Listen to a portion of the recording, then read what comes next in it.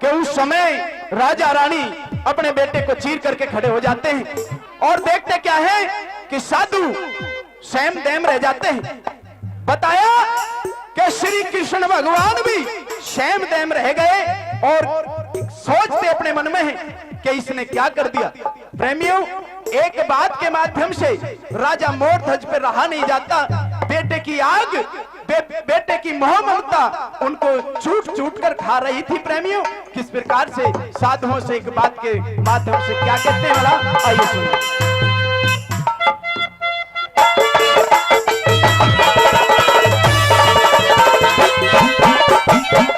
क्या बात है?